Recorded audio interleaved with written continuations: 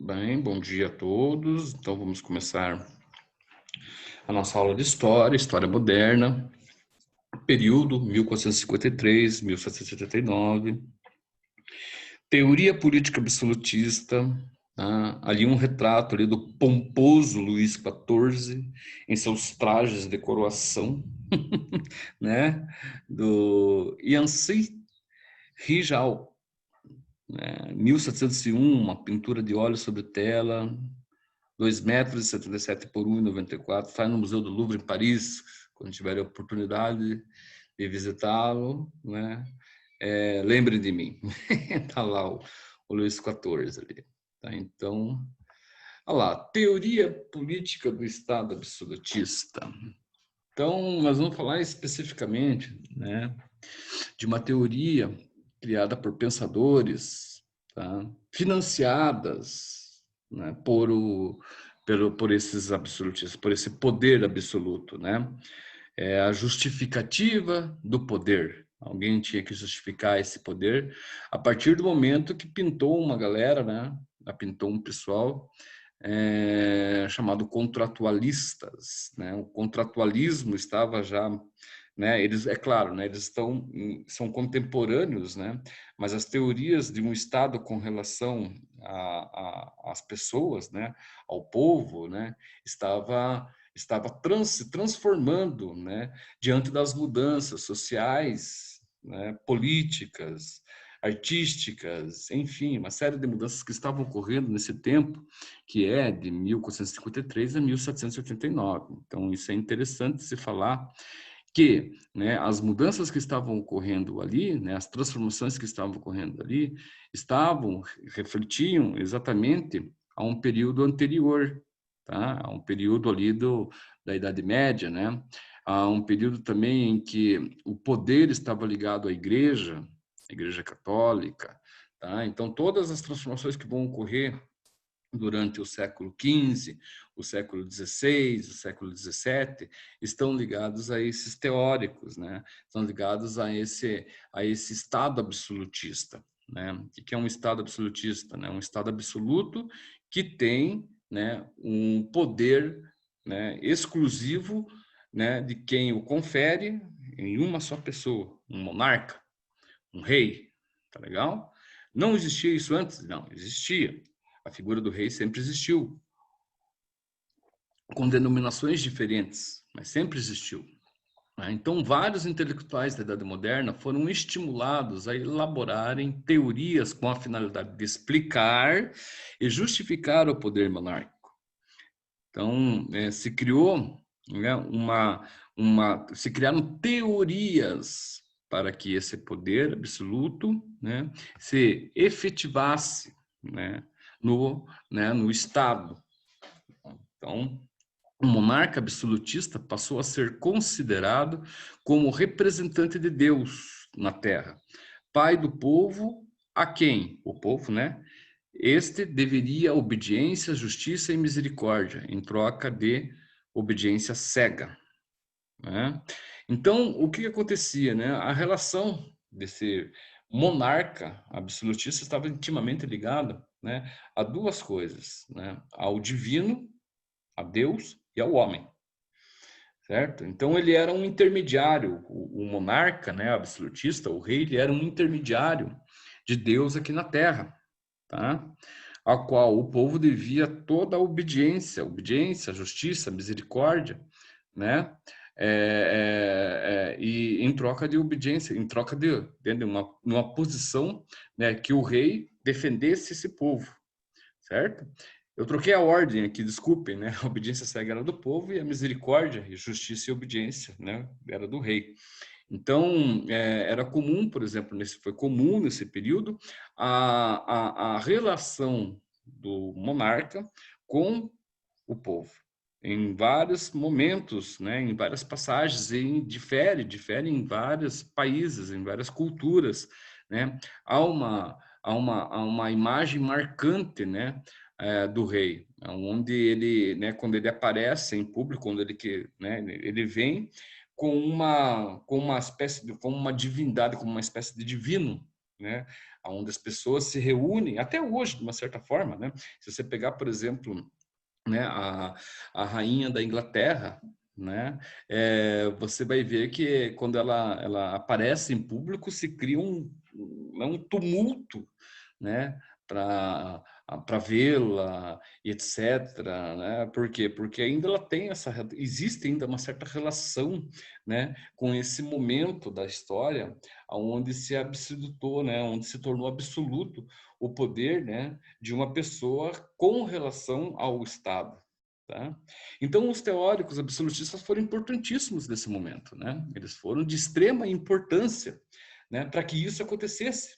Certo? Por quê? Porque a partir do momento que nós temos, né, uma transformação, uma sociedade ligada à relação, né, com o Estado, né, esses teóricos eles têm que justificar, eles escrevem para a justificativa desse poder, né, eles explicam o porquê, né? Por mais que naquele momento ainda o número de analfabetismo seja muito alto, né? Mas as pessoas, né, estão cada vez mais se familiarizando, né, com a escrita e com a leitura. Veja que nesse momento, por exemplo, né, eu não vou especificar, né, o tempo, o ano, mas é nesse momento, nessas transformações da Europa, que a Europa está passando, é que tem o advento, né, da imprensa, né, o Gutenberg, né? Então, os livros não são mais uma propriedade exclusiva de quem tem dinheiro, de quem tem poder apenas, né? Os livros vão começar, os periódicos vão começar a serem produzidos, tá? E vão se tornar popular, né? Então, por exemplo, era comum isso, alguém que sabia ler, tá? Que fosse leigo, mas sabia ler. O que é um leigo? Ele não está ligado nem à monarquia ou não está ligado nem à religião, nem às religiões, porque também nós temos as transformações religiosas, nós temos o protestantismo de Lutero, nós temos também o anglicanismo, nós temos também o calvinismo, né? Então, todas essas mudanças, certo? Vão ocorrer em cada um, né? De uma certa forma, essa formação do Estado está ligada também à formação de grupos dentro desse Estado, né? Religiosos, né? Ou não, como falei. Então, algumas pessoas que eram autodidatas, ou que sabiam ler, ou que eram ligados a uma ordem, saíram, né? E estavam ligados a uma comunidade, e de repente sabem ler, escrever e ler, eles um determinado periódico, né, um jornal, por exemplo, ele poderia pegar e ler em praça pública, ou ler na sua vila, né, no seu município, né? Se criava lá um lugar específico, né, onde esse orador ia lá e lia as notícias, né, do que estava acontecendo. Então as pessoas passaram a serem melhor informadas. Então, o teórico absolutista ele tinha uma função importantíssima dentro desse Estado, que era falar sobre essas mudanças, né? E essas mudanças, falar sobre essas mudanças, as mudanças atribuídas a esse poder, né, do absolutismo, do poder do rei, né? O que lhe considerava, o que era atribuído, o que as pessoas tinham, qual que era a relação que as pessoas tinham com esse monarca. Então é interessante isso tudo, né? Então, vamos lá. Porém, teóricos absolutistas, porém, nem todos os teóricos do absolutismo defendiam a teoria do Estado divino, ou seja, de que rei era Deus, né? Para Nicolau Maquiavel, que nós vamos estudar, né, agora no próximo passo, ou mesmo Thomas Hobbes, a religião não se sobrepunha à política. No Estado absolutista, como coloca aqui, Deus é representante, aliás, o rei é representante de Deus na Terra. Para o Nicolau Maquiavel e Hobbes, não. A religião tem o seu tem um certo distanciamento do poder do rei. O rei ele é maior de qualquer outra coisa, de qualquer outra instituição dentro do Estado. Certo? Vamos lá para o próximo slide lá. Ali está. Ali a figura de Maquiavel, Nicolau Maquiavel, né? Uma estátua esculpida por Lorenzo Bortolini, né? Galeria Oficial de Florença, foi só isso que eu consegui de informação. Eu, geralmente, quando uso imagens nas minhas composições de aula, eu gosto sempre de fazer uma referência, que eu acho que é importantíssimo. Mesmo que seja uma foto, eu sempre procuro, ou qualquer coisa que diga respeito à imagem, eu sempre procuro referenciar, que eu acho importantíssimo isso. Um livro, se eu tiro de um livro, né? Aqui eu não tenho referências aqui, porque eu estou tirando toda a informação, estou tirando da apostila. Então, é uma informação tirada de um material que vocês têm, né? E um material que está sobre exclusivo uso do colégio, né? Nosso colégio. Então, nesse ponto, até porque também a apostila também ela não tem muita referência ali, né? Do que está escrito nela ali. Ela é apenas linearmente, né? Ela é escrita e não tem quem escreve ali. Tem algumas citações, sim, algumas citações eles fazem, algumas citações importantes eles fazem ali, mas o contexto, o texto em si, não tem citação nenhuma. Se tivesse, eu colocaria ali. Tá? Mas aqui, então, o que eu pude tirar foi isso daqui. Foi difícil achar referência dessa estátua, né? Eu sei quem foi o autor, não sei o ano que ele esculpiu, que ficou pronto, né? O período que ele demorou para que se ficasse pronto, a estátua de Nicolau Maquiavel, e a galeria onde ela se encontra, mas não sei as dimensões dessa obra e etc. Né? Enfim, não deu para eu fazer uma referência conforme eu gostaria de ter feito, né? Então, o Nicolau Maquiavel, ele é o suprassumo ali dos teóricos absolutistas, né?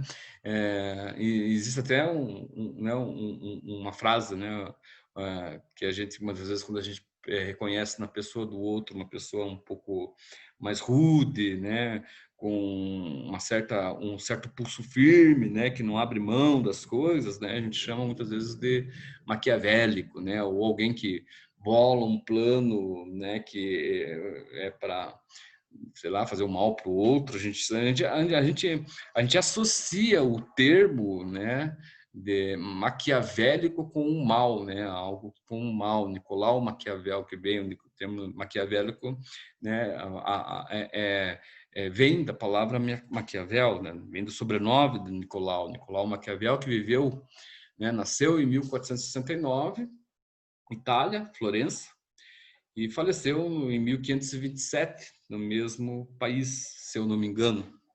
Tá? Então, aqui nós vamos ter algumas características, né, de Maquiavel aqui, a respeito do principal livro dele, que é a obra O Príncipe, né, dedicada ao Duque Lorenzo de Médici. Médici era uma família importantíssima na Florença, né, em Florença. Era uma das famílias mais importantes, né, que tinham ou gozavam de cargos políticos, né, públicos, né, que estavam ligados também à religião, à Igreja Católica, ainda detentora do poder, né. O Maquiavel ele chega a ser quase contemporâneo de Lutero, tá? Então tudo aquilo que Maquiavel produz, ele produz um pouco antes da Reforma Protestante, tá? Deixa eu fazer uma pergunta para vocês. A partir do momento que eu esteja mexendo aqui vocês estão conseguindo? O que vocês estão vendo aí? Vocês estão vendo o quê? Estão conseguindo ver, pessoal? Sim, tá vendo. O que vocês estão vendo? Vocês estão vendo a imagem ainda do meu slider ou não? Tô vendo a imagem ainda. Do slide, né? Aham. Então tá bom, porque eu quero pegar só aqui um termo que eu quero dar uma olhada aqui numa questão aqui que eu quero ver só quando o Lutero aqui, se não me engano, é muito próximo à morte de Lutero, que, aliás, a morte de Maquiavel, que Lutero surge. Vamos ver aqui. Lutero,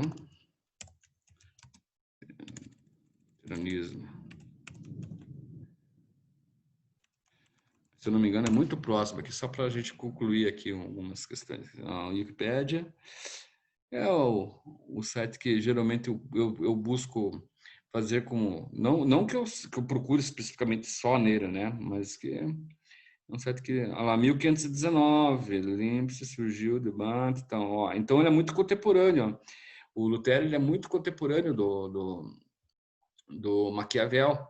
Porém, Maquiavel vem um pouco antes ali, né? Ele surge um pouco antes com as suas teorias, né, de Estado e de absolutismo. Então, pensar em Maquiavel é pensar, né, antes da mudança, né, que ocorre na Europa conforme ou com relação à religião. Essa mudança da religião vai ser expressiva, né, no sentido de mudanças políticas, de mudanças da própria mudança do social, né, na Europa, né, o luteranismo, o protestantismo de Lutero, que é o mais forte, que vai influenciar os calvinistas e vai influenciar os anglicanos, né? Ele vai influenciar toda uma mudança política e social. E Maquiavel escreve um pouco antes, né? Então, ó, a obra O Príncipe foi escrita por Maquiavel a partir de sua vivência política de uma região fragmentada e instável, que era a Florença, Itália, nos séculos XV e século XVI. O que está acontecendo na Florença nessa época, na Itália nessa época, né? Nós estamos vendo, a Itália está passando por mudanças, tá, sociais, assim como outros países em formação. Alguns países já estavam, né, delimitando as suas regiões, fronteiras, né, estavam adquirindo, né, espaços físicos, né, enquanto a Itália ainda estava naquele impasse, né? E por quê? Por justamente a Itália ser principalmente onde, nessa região de Florença, né, ser uma região muito procurada, né? Por quem? Por imigrantes, né? Nós estamos no momento onde as pessoas transitam, onde as pessoas estão buscando, as pessoas estão saindo dos campos e indo para as cidades em busca de condições melhores de vida. A partir do momento em que a mão de obra passa a ter valor, nós estamos no momento também do pré-capitalismo. É interessante isso tudo, como a questão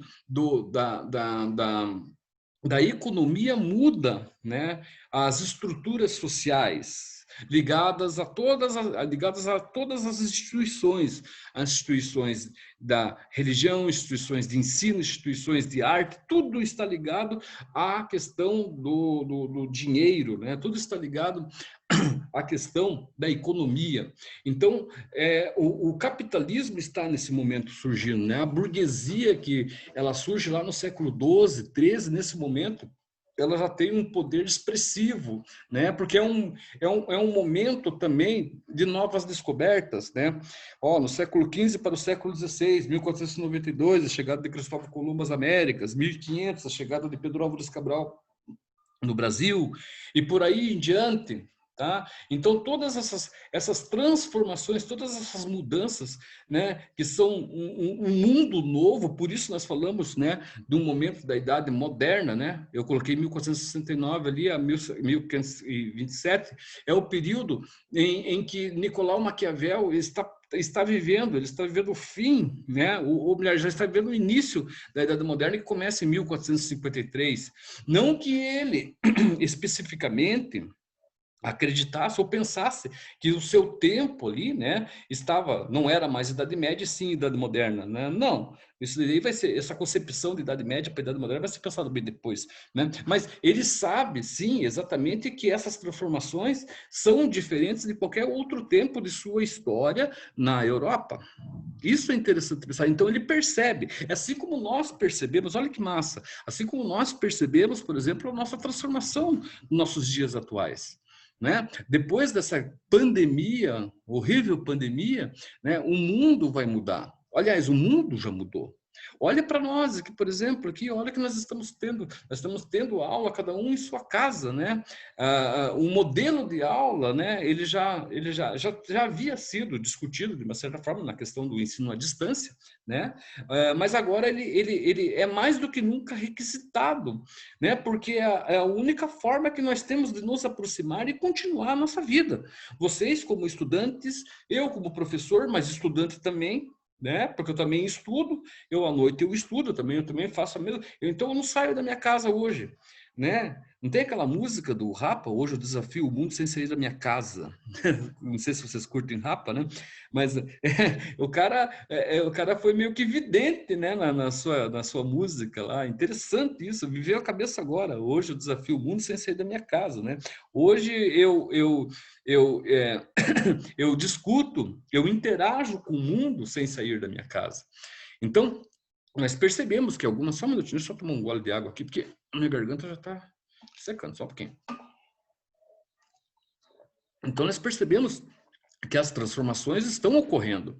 Nós somos, hoje, no século XXI, 2020, diferentes, por exemplo, do século XX, né? 2020, hoje, século XXI, nós somos diferentes do século XX, né? Onde toda a relação do ser humano social, né? Era diferente, está sendo diferente, né? Para os nossos dias, né?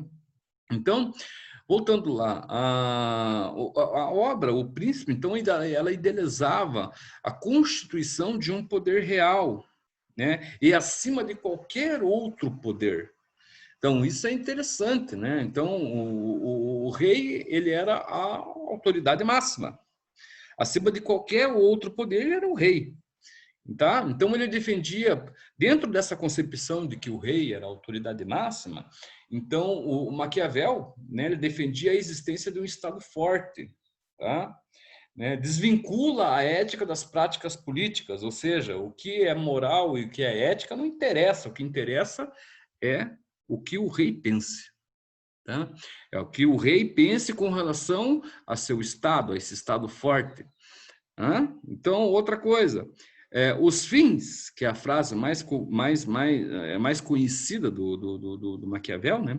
Os fins justificam os meios dentro do príncipe, né? O príncipe, então, a finalidade é fazer, não interessa como, né? Os fins, o que ele fizer não interessa.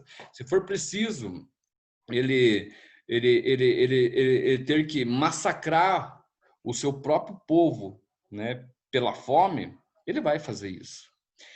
Eu já vou entrar aqui no dia a dia. O Estado passa a ter suas próprias características, né? Faz política, segue sua ética e suas próprias leis. Então, essas são as principais observações que eu faço no livro O Príncipe de Maquiavel. O que, de uma certa forma, né, ele aparece ainda hoje no poder do Estado, no poder vigente do Estado, seja ele em que política se pertença o país, né? Você veja, nós vivemos numa democracia onde nós temos direito ao voto, temos direito de escolha, temos direito de participação política mesmo, não só na época, não só no momento das eleições, mas, né, pós-eleições, nas assembleias, etc. Tal, mas muitas vezes o Estado age com teorias maquiavélicas, né? Eu sempre vou lembrar, né, daqui de Curitiba, em 2013, 2014, março de 2014, quando os professores, né, foram para a Assembleia reivindicar os seus direitos, né, do segundo mandato do governador Beto Richa, tá? E o que aconteceu? Foram impedidos de entrar e, por cima de tudo, apanharam. O governador mandou a tropa de choque com todo tipo de armamento que se possa imaginar, todo o aparato que foi usado nesse dia, não foi usado nem em rebelião de penitenciária, foi usado contra professor com giz na mão, giz na bolsa, bolsa com livros, etc. Isso é uma covardia, isso daí é maquiavélico. Os fins justificam os meios, eles tinham que voltar aquela medida para interesse do próprio Estado, ou melhor, para interesse próprio do governador. Né? Uma pessoa que posteriormente foi acusada de vários crimes fiscais, aí, dentre eles isso, o desvio de muita verba que era para a educação, para a saúde, para a própria segurança, inclusive, vocês talvez não sejam daqui, a própria hospedagem da polícia que veio de fora, ele não usou nem a polícia daqui, ele usou a polícia se eu não me engano, de Araucária não, de Londrina, né? A tropa de choque de lá trouxe para cá. A própria estadia da polícia ele não pagou no hotel. Né? Então, e que coisa mais maquiavélica? A questão é que Maquiavel não é Maquiavel. Maquiavel escreve aquilo que ele vê, aquilo que se pede para escrever. Ele é um teórico absolutista que está a serviço de alguém. Não que Maquiavel seja tão mal quanto se imagina que seja. Tá? Nós continuamos na próxima aula, que é amanhã. Beleza? Obrigado por vocês estarem presentes. Tá? E amanhã nós damos continuidade na nossa aula de história. Até!